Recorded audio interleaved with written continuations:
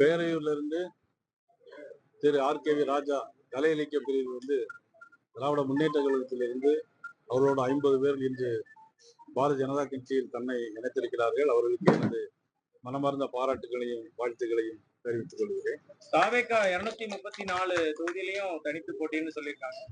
முயற்சிகள் எதுவும் எடுக்கலைன்னு சொன்னீங்க, வேற எதுவும் நடக்குதா? நான் ஏற்கனவே அதை பத்தி தெளிவா சொல்லியிருக்கேன். எனக்கு அதை பத்தி கருத்தே இல்லை அப்படின்னு நான் ஏற்கனவே பல முறை உங்க முன்னால எல்லார்ட்டையும் நான் சொல்லியிருக்கிறேன். அதே மாதிரி இப்ப அவங்க தனித்து போட்டி இருக்கிறாங்க.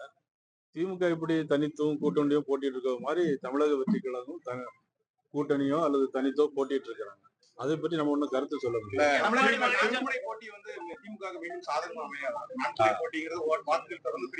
ஏன் அது எங்களுக்கு சாதகமா அமையாது? இல்ல, திமுக வந்து ஒரு பலமான கூட்டணி என்பது இருக்குல்ல, பலமான கூட்டணின்னு மக்களால் பேசப்படக்கூடிய கூட்டணியா திமுக கூட்டணி. மக்களால் யாரும் பேசல. இல்ல, குறிப்பா நீங்க தான் கேட்கல, மக்கள் யாருமே பேசல. பலமான கூட்டணி அப்படின்னாக்கி எவ்வளவு பெரிய கூட்டணி இருந்தாலும் எவ்வளவு பெரிய பணபலம் இருந்தாலும் நீங்க பாத்தீங்கன்னா இந்தியாவை டாட்டாவும் பிர்லாவும் தான் ஆளணும். பணம் இருக்கிறவன்னாக்கி பணம் இன்னைக்கு திமுகவில் இருக்கு, நான் இல்லைன்னு சொல்லல. 50,000 60,000 கோடி ரூபாய் திராவிட முன்னேற்ற கழகத்துல வச்சிருக்காங்கன்னு சொல்றாங்க, நான் இல்லைன்னு சொல்லல. எல்லா இடங்களையும் பணத்தை கொண்டு வச்சிருக்காங்கன்னு சொல்லல. ஆனா மக்களுடைய மனம் எப்படி இருக்குன்னு பாக்கணும் இல்லையா? மக்கள் இன்னைக்கு அவதிப்படுறாங்க. 5 வருஷத்துக்கு முன்னால 532 தேர்தல் வாக்குறுதி சொன்னாங்க. சொத்து வரி கூட்ட மாட்டோம்னு சொன்னாங்க, 300 மடங்கு கூட்டியிருக்காங்க. மின் கட்டணத்தை கூட்டவே மாட்டோம் அப்படின்னு சொன்னாங்க, 300 மடங்கு கூட்டியிருக்காங்க. மின் கட்டணத்தை 2 மாதத்திற்கு ஒரு முறை இருப்பதை 1 மாதத்திற்கு ஒரு முறை நாங்கள் கணக்கெடுப்பு செய்வோம்னு சொன்னாங்க, செய்யல. உங்கள் ஊரில் முதல்வர் அப்படின்னு சொன்னாங்க, நானும் நிறைய எழுதி கொடுத்தேன், ஆனா அது செய்யல. இன்னைக்கு மத்திய அரசு இன்னைக்கு சாலைகள், போக்குவரத்து, பாலங்கள் 14 லட்சம் கோடி ரூபாய் இன்னைக்கு தமிழ்நாட்டுக்கு தந்திருக்காங்க. எதுவுமே தரலன்னு சொல்றாங்க. இன்னைக்கு ரேஷன் கடையில பார்த்தா எல்லா பொருட்களையும் மத்திய அரசு ஃப்ரீயா கொடுக்கும், மாநில அரசு. அதை மத்திய அரசு கொடுக்கறதா மாநில அரசு தாங்கள் வாங்கிட்டு ஸ்டிக்கர் ஒட்டி ஏதோ அவங்க கொடுக்கற போல இன்னைக்கு கொடுக்குறாங்க. பொங்கலுக்கு போன வருஷம் ரூபா கொடுக்கல, இந்த வருஷம் கொடுத்தாங்க. ஏன் கொடுத்தாங்கன்னு கிராமத்து மக்கள்கிட்ட கேட்டா அது தேர்தல் வருதில்ல அப்படின்னு மக்களே இன்னைக்கு கிராமத்து மக்களே சொல்றாங்க.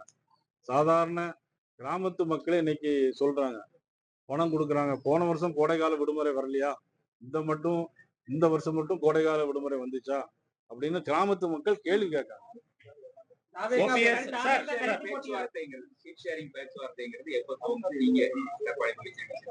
தொடர்ந்து திமுக ஆல்மோஸ்ட் முடிச்சிட்டாங்க, 2 கட்சிகள் தான் இருக்கு. நீங்க கட்சிகள் வந்தா கூட இங்க எத்தனை எண்ணிக்கை அப்படிங்கிறது இன்னும் முடிவாகும். அதாவது இன்னைக்கு தேதி 18, இன்னும் 12 நாள் இருக்கு நாமினேஷன். அதாவது திமுக இன்னைக்கு மாநில கட்சி, அவங்க ஏற்கனவே பேசி முடிச்சுட்டாங்க. நாங்க வந்து எங்களுடைய தேர்தல் பொறுப்பாளர் மத்திய அமைச்சர் பியூஷ் கோயல்ஜி வருவார்கள். வந்த உடனே நாங்க பேச்சுவார்த்தை தொடங்கி வெற்றிகரமா வந்து சூறாவளி சுற்றுப்பயணத்துல இருக்காரு. கடுமையான விமர்சனங்களை அதிமுக முன்னாடி வைக்கிறாரு. ஓட்டையெல்லாம் இல்ல, ஓட்டைங்கிறாரு. ஓகே, கடுமையான விமர்சனங்களை வைக்கிறாரு. பாதிப்பை ஏற்படுத்தாதா? துணை கேள்வி சேர்ந்தால திருநெல்வேலி தொகுதியில இருந்து நீங்க தொகுதி மாறுறீங்க, பயந்து போய் தொகுதி மாறுறீங்கன்னு ஓபி ரவீந்திரநாத் சொல்றாரு. 2 பேரும் சொல்லி இந்த தொகுதி நாமினேஷன் போட்ட பிறகு அவர் சொன்னா நல்லா இருக்கும். நீங்க மாலையில வந்து சந்திக்கிற மாதிரி ஒரு தகவல் வந்திருக்கு. அதாவது அவங்க தொகுதி பங்கீடு தொடர்பா இன்னைக்கு வந்து மாலையில முடிவெடுக்க போறீங்க அப்படிங்கிற மாதிரி இருக்கு. நான் இன்னைக்கு இங்கதான் இருக்கேன், போன உடனே சந்திச்சு பேசி. குறிப்பா வந்து இப்ப சட்டம் ஒழுங்கு இஷ்யூ, நீங்க ஏற்கனவே போகக்கூடிய விளாத்திக்குளம் இஷ்யூ 8வது நாளா இதுவரை இந்த மாதிரி கேள்வி நல்ல கேள்வி கேட்டீங்கன்னா நல்லா உடலை வாங்காம வருத்தமான பதில் அதுக்கு. இன்னைக்கு சட்ட ஒழுங்கு பாத்தீங்கன்னா நீங்க இவ்வளவு பலமான கூட்டணி, 4 முனை கூட்டணி அப்படிலாம் பேசுறீங்க, கேட்குறீங்க. ஒரு உண்மையான விஷயத்த யாருமே தெரிஞ்சுக்க மாட்டாங்க. இன்னைக்கு தினசரி பத்திரிகையை திரும்பி பார்த்தா பக்கத்துக்கு பக்கம், ஒரு பக்கம் இல்ல பக்கத்துக்கு பக்கம் இன்னைக்கு கஞ்சா போதை போட்டுட்டு கற்பழிப்பு, கொலை, இப்படி இந்த ஆட்சி 5 ஆண்டு காலம் ஆட்சி செஞ்சாங்க அப்படின்னா மக்கள் சிந்திச்சு பார்க்காங்க. 2 வயசு குழந்தையும் விட்டு வைக்கல, 60 மூதாட்டியும் விட்டு வைக்கல. இதுக்கெல்லாம் காரணம் கஞ்சா. கிட்டத்தட்ட 8,900 படுகொலைகள் நடந்திருக்கு. 1977 பெண்களுக்கு எதிராக, இதுல 8,900ல 1977 கொலைகள் வந்து பெண்களுக்கு எதிரான, அதுலயும் 387 பேர் குழந்தைகளுக்கு எதிரான. எல்லாமே காரணம் கஞ்சா. 22 லட்சம் கிலோ கஞ்சா பிடிச்சிருக்காங்க.